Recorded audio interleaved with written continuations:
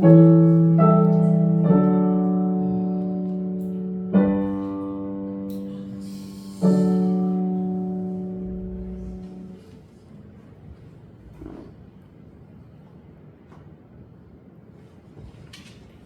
말씀을 보시겠습니다. 누가복음 2장입니다.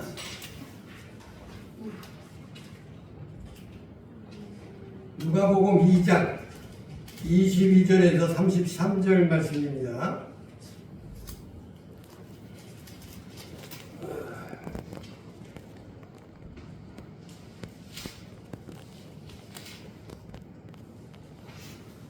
이 장 22절에서 33절까지 말씀을 제가 한 절 읽고 여러분이 한 줄 읽고 교독하시도록 하겠습니다. 모세의 법대로 정결 예식의 날이 참에 아기를 데리고 예루살렘으로 올라가니 이는 주의 율법에 쓴 바 첫 해에 처음 난 남자마다 주의 거룩한 자라 하리라.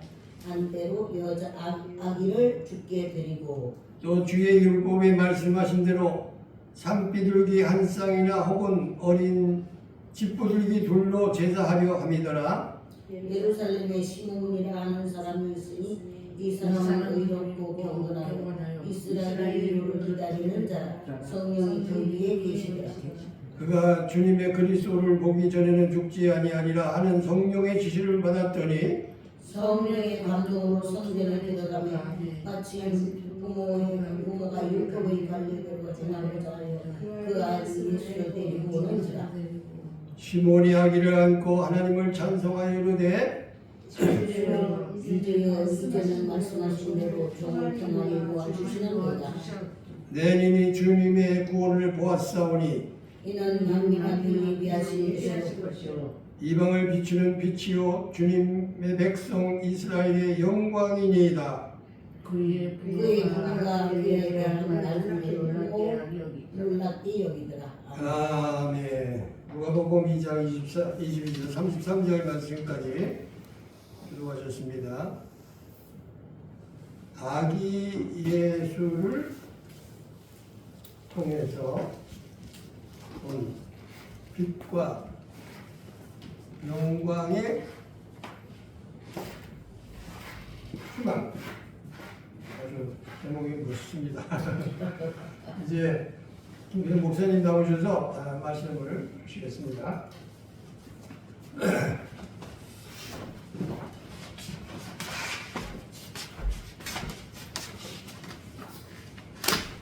할렐루야.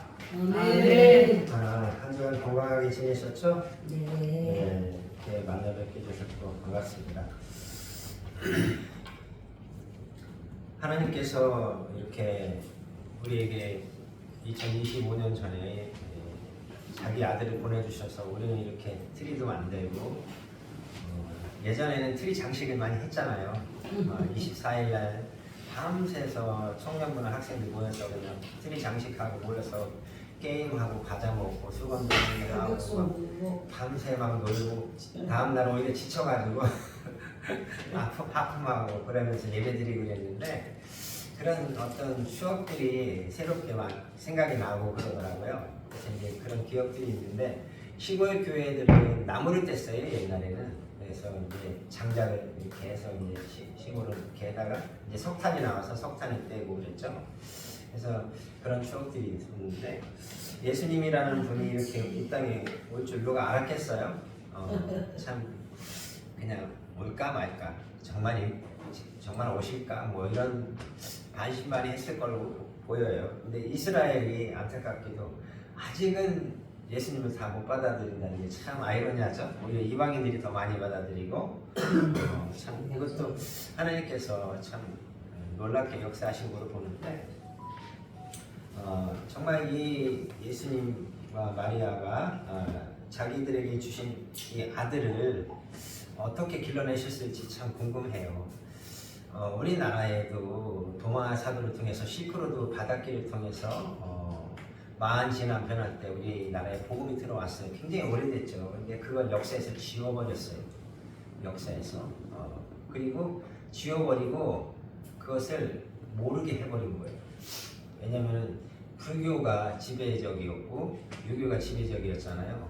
그러니까 이제 기독교가 있으면 안 되는 어떤 무엇인가가 작용이 됐겠죠. 근데 경주 불국사에도 또 첨성대에도 다 기독교의 흔적들이 있어요. 그걸 간직하고 있어. 근데 그것을 이렇게 겉으로 드러내주질 않아요. 그리고 우리나라에 전 세계에 있는 모든 고인들 중에 가장 많은 고인들이 우리 한국에 있어요. 아멘. 가장 큰 고인들이고 그것은 뭐냐면은 제사를 지내는 번제를 지내는 재단이란 말이에요. 그게 이제 유튜브를 통해서 보시면은 이제 검색하시면 많이 나와 있어요 지금. 그리고 그만큼 이제 가리웠던 진실이 성경도 옛날에는 한정돼서 몇 사람만 봤잖아요. 몇 사람만 이렇게 해석하고. 근데 지금은 이제 많이 오픈이 됐는데 아직도 이렇게 기독교 역사가 많이 드러나지 않았고 가리워져 있죠. 그러나 언젠가는 이게 아마 한국에서 도마가 활동했던 그런 내용들이 텔레비전에 방송이 되고 기독교 방송을 타고 이렇게 전파가 되고 하는 날도 올 걸로 알고 있습니다. 아멘. 온 우주의 구원자로 예수님을 이렇게 보내서 시므온이라는 선지자는 나이가 고령임에도 불구하고 죽지도 못하고, 그렇죠? 늙으면 죽어야 돼. 삭신수셔서 죽어야 돼. 아프 죽겠어. 빨리 죽어야 돼. 다 거짓말이에요.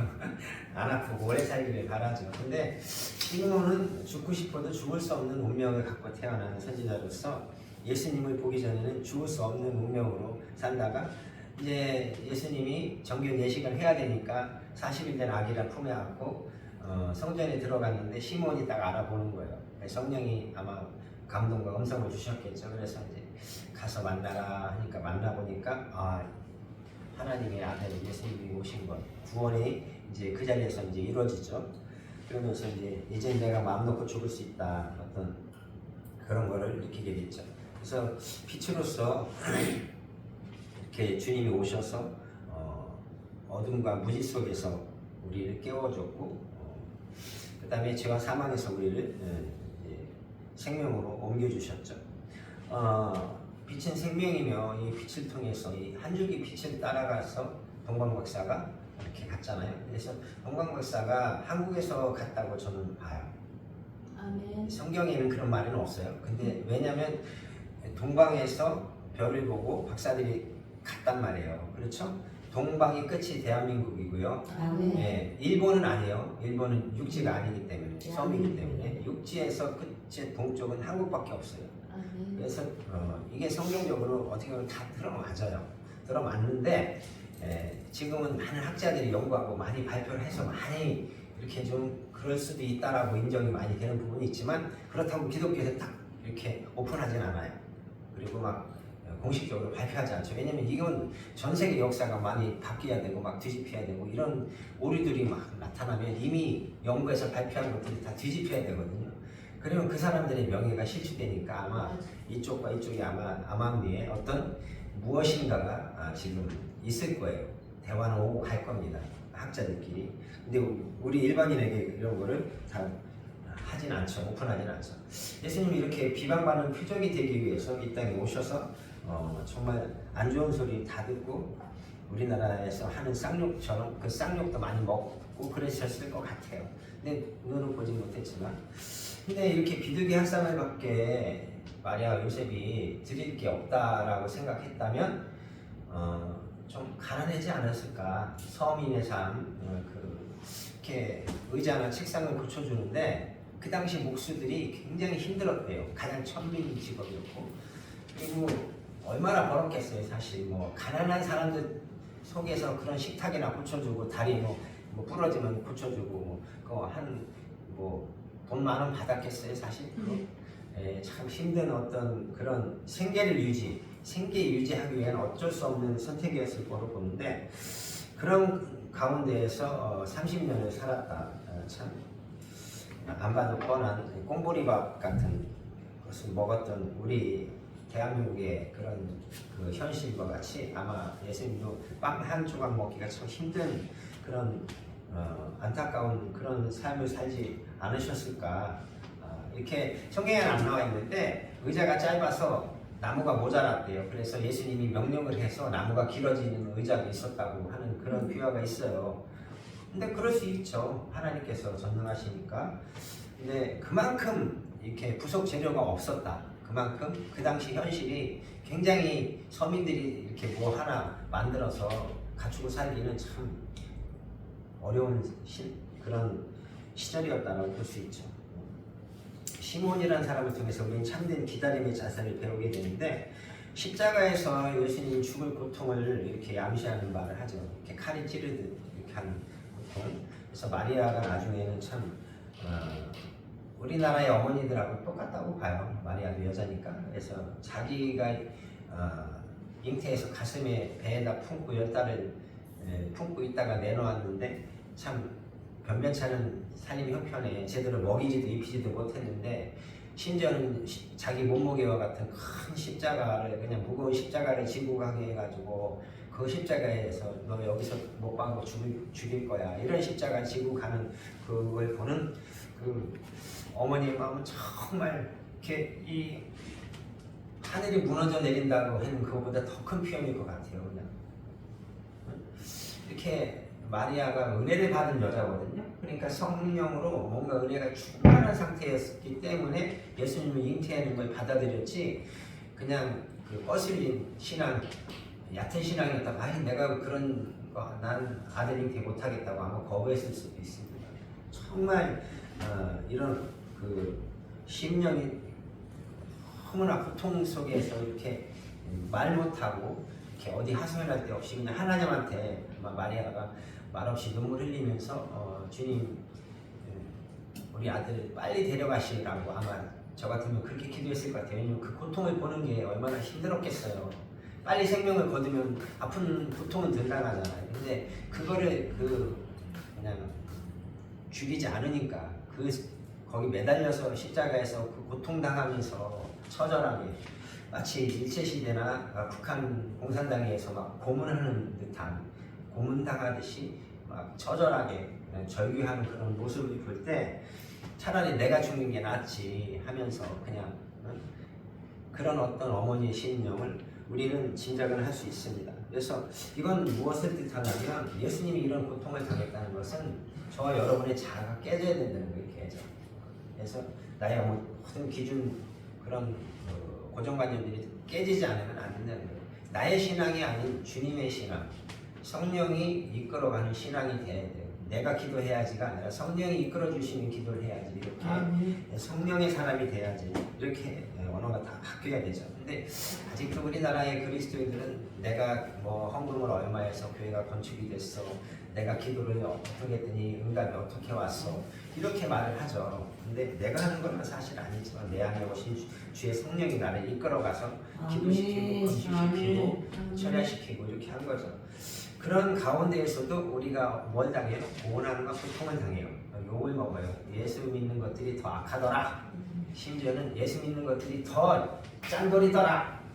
그러니까 우리는 어떻게 해야 돼요? 있으면 쓰세요. 좀 가셔서 얻어먹지 마세요. 가능하다면 그냥 내일 차비만 빼고 다 그 사람들한테 밥도 사줄 땐 사주고 차례도 사주고 와야지. 예수 믿는 것들은 다르더라, 이렇게 말이 나오지, 예수 믿는 것들이 더 지독하더라, 아니 커피 한 잔 값도 안 내고 가더라. 그러면은 그 사람들에게서 그냥 끝나는 게 아니라 그 사람들이 갖고 있는 인프라 600명한테 전달이 돼요. 그럼 그 600명이 또 600명한테 또 전달이 돼요. 그럼 이거는 그 바이러스하고 똑같기 때문에 안 좋은 것들은 영향력이 커요. 우리 교회에서 선한 일을 하고 선한 사업을 하고 이렇게 그 많은 사람에게 이렇게 구제를 하고 그 다음에 학교를 세워서 가르치고 뭐 이런 좋은 일 하는 거는 텔레비에 나오는 거 보셨어요? 안 나와요. 안 나와요. 일부러 안 내보내는 것도 있는데 그건 마귀적이기 때문에 그래요. 왜냐면 이 세상을 지배하는 건 마귀잖아요. 그러니까 모든 그런 쪽에서 좋은 선한 영향력을 끼치는 거는 1, 2분 나왔다가 싹 사라지고, 안 좋은 거는 막 30분, 뭐 3일, 일주일 내내 계속 방송 내보내잖아요. 마귀가 지배하는 세상이니까 당연한 거예요.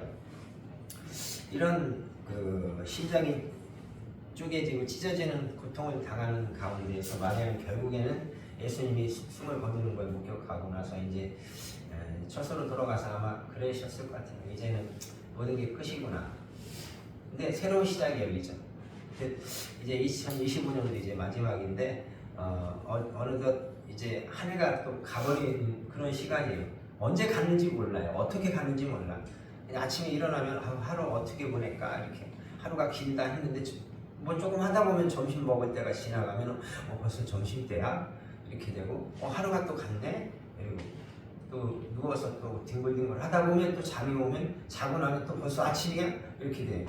그러니까 시간을 내가 이렇게 지배하거나 멈출 수가 없어요. 한없이 흘러가요. 언제까지? 주님이 재림할 때까지는 흘러가는데 그 다음엔 이 지구가 존재하지 않을지 그 다음에 두고 봐야 돼. 새로운 세상을 여실지 이 땅에서 그냥 다스리실지는 두고 봐야 알아요. 아직 안 됐기 때문에 어떻게 된다라고 확정하지는 않는 게 좋습니다. 왜냐면 성경에 있는 내용은 풀게 나중이에요.